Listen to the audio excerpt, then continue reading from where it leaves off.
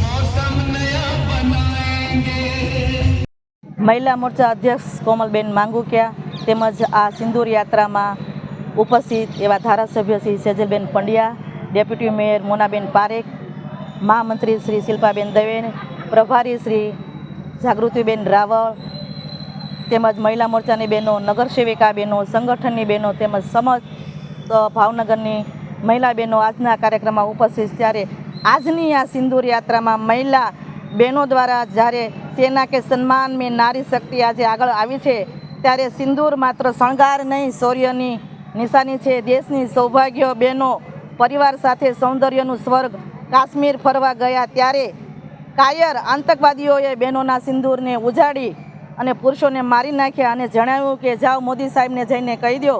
ત્યારે આપણા દેશના પનોતા પુત્રો એવા વડાપ્રધાન અને બહેનોના વીર નરેન્દ્રભાઈએ સમય સૂચકતા રાખી ધીરજ સાથે યોગ્ય તૈયારીઓ સાથે આતંકવાદીઓના આખા પાકિસ્તાન પર ઓપરેશન સિંદૂર માટે સૈન્યની ત્રણેય પાઠને છૂટો દોર આપી દીધો અને બહેનોના સિંદૂર ઉજાડનાર આતંકવાદીઓને યોગ્ય જવાબ આપ્યો અને દુનિયાને પણ સંદેશ આપ્યો કે ભારત હવે આતંકવાદ સહન કરશે નહીં, પરંતુ ઘરમાં જઈને મારવાની પણ તાકાત રાખે છે। આપણે આપણા માધ્યમથી પણ દેશ માટે આપણી ફરજ ચૂકવી જોઈએ। નહીં, વિશ્વએ પણ જોયું ભારતનું બળ અને આપણે ઓપરેશન સિંદૂર કર્યું સફળ. આ ઓપરેશનના સિંદૂરમાં શહીદ થયેલા વીર જવાનોને શ્રદ્ધાંજલિ અને વિજયો માટે હું ખૂબ ખૂબ શુભકામના અને આશીર્વાદ આપું છું. અસ્તુ. ભારત માતા કી જય. જય.